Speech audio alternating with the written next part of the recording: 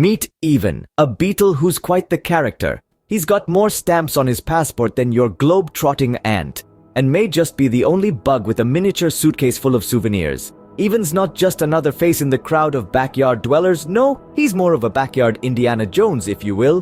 Picture an adventurer, a traveler, a dreamer shrunk down to insect size, complete with a tiny backpack and a hilariously small yet detailed map to navigate the wilds of the backyard. His uncanny talent for wriggling out of sticky situations might just earn him the title of the Houdini of the bug world. Some folks might even call him the Marco Beetle of the insect realm. And perhaps they're right, he does have a knack for getting lost after all. His spirit yearns not just for the thrill of discovery, but also for the tasty morsels he finds on his treks. We're talking gourmet worm cuisine, folks. Think Anthony Bourdain, but with antennas. The joy of the unknown often translates to, is this edible for him? And the poetry of his journey, well, he might just be the only bug you'll meet who can make compost sound like a 5-star dining experience. Brace yourself for belly laughs. This is the hilariously eccentric tale of Even, the traveling beetle with a suitcase to match. A tiny beetle named Even embarks on a wild ride on a mammoth rumbling train, chugging through the expansive, diverse terrains of America. From the bustling urban jungles where it accidentally crash lands on a hot dog vendor, igniting a laughter-filled uproar, to the serene countryside where it experiences an unforeseen face-off with an overly inquisitive cow. This is no ordinary bug's day out. Even finds himself in fits of hilarity as he gets awkwardly stuck in a cup holder, then has a comedic encounter trying to dislodge a chunky pretzel, proving he's no match for snack wrestling. From the towering mountains where it makes a daring escape from an eagle's sharp gaze, to the vast deserts where it amusingly tries to fool a prying lizard by playing possum, Even's journey turns into a comedy of errors, an epic adventure filled with chuckles and guffaws. Even's escapade kicked off in the pulsating heart of New York City, right in the belly button of the Big Apple, as he liked to call it, stranded between skyscrapers engaged in a perpetual game of who can touch the sky first. Even found amusement in the most microscopic of details. He was that peculiar guy, the one who would squint at the intricate mosaic of subway tiles as if they held the map to Atlantis, and the rhythmic clattering of the train on the tracks. To him, it was a rock concert. The train was the drummer, banging out a beat on the tracks played the role of cymbals. One day he got so carried away, he mistook a gigantic hot dog bun for a city bench and plopped right in. Passers-by couldn't help but chuckle as he emerged, covered in mustard and relish, looking more like a human hot dog than a man. On another occasion, he tried to scale the Empire State Building, convinced he could reach the top if he just stretched a little more. His amusing attempts ended with the security chasing him off, but not before he managed to hang a pair of his lucky socks on the second-floor ledge. He pirouetted through the symphony of city, a ballet in every honk and shout. He discovered beauty in the chaos, a testament to his spirit, always ready to transform ordinary into something extraordinarily funny. Even turned the mundane into a perpetual Monty Python skit, living his life one hilarious adventure at a time. Leaving the bustling madness of New York behind, Even launched himself into an extraordinary journey to the core of America. As the train sluggishly meandered through the endless fields of Kansas, he was so awestruck by the magnanimity of the boundless sky, he nearly sent his coffee flying. He reveled in the tranquility, the isolation, a striking shift from the ceaseless city clamor of blaring horns and relentless chatter. He began a comedic dialogue with a corn kernel, cheekily referring to it as amazing company. Humorously, he even tried to ride a corn cob like a horse, only to end up rolling on the ground in laughter.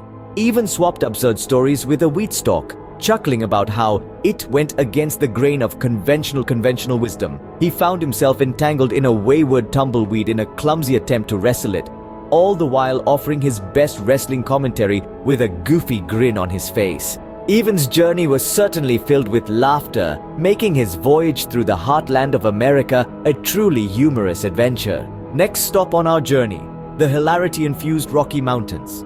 Even braved the tempestuous winds and the roller coaster-like cliffs, although his attempts were punctuated by a symphony of yelps and some slapstick stumbles that would make Charlie Chaplin proud. From the asymmetrical nook of the train, he managed to take in the snow-capped peaks, all while attempting a juggling act with his hot cocoa. The grandeur of the landscape both humbled him and tickled his funny a preposterously oversized Christmas cake, as if baked by a giant with a sweet tooth. But the cake was just the icing on top. The main course was his inelegant attempt at skiing down the mountain. Picture this, Even, all dressed up in neon ski gear, poles flailing in all directions, descending the slope with all the grace of a baby elk on ice. The mountain probably hadn't witnessed such an amusing sight in centuries. And who could forget his interaction with the renowned mountain comedian?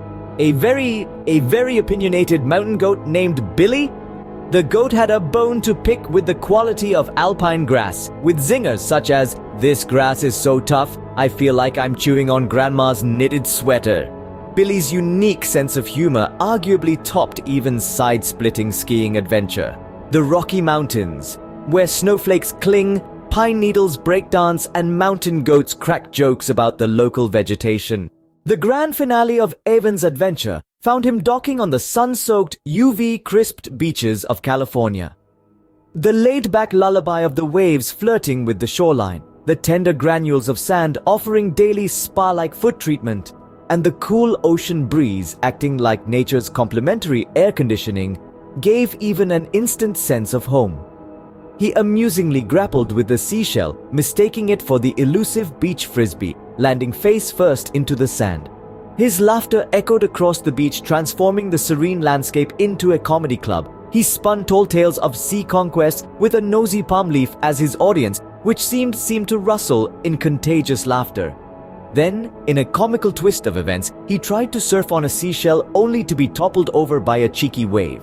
Not to be outdone, he humorously challenged a crab a dance-off, only to beat a hasty retreat when the crab invited its entire zippy family and began a synchronized crustacean conga. As the sun decided to dip its fiery head into the Pacific Ocean, signaling a temporary end to Even's wild escapade, he sauntered down the memory lane of his amusing misadventures. From artfully dodging pigeon offshoots like a super spy in New York to persuading a murder of crows in Kansas that he was the most terrifying scarecrow in history, his journey was an authentic riot of laughter.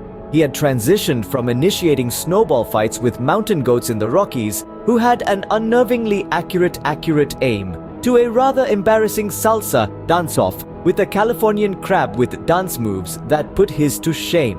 His travels had been a smorgasbord of hilarity.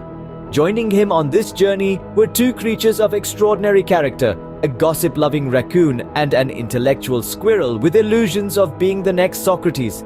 Yet, amidst the adventures, Even had hilarious reflections about his journey.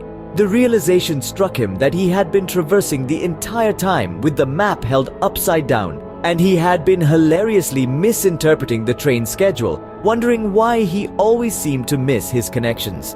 He discovered that the most extraordinary beauty often comes with a punchline in the most ordinary things, such as slipping on a banana. Even's journey is a testament to the spirit of adventure, the hilarity of unpredictability, and the beauty of the journey. His tale is like a snail hitching a ride on a rabbit. It's unexpected, it's weird, and it's downright funny.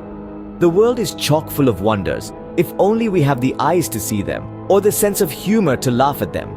Now, rumor has it that Even's considering starting a travel blog, The Roaming Beetle.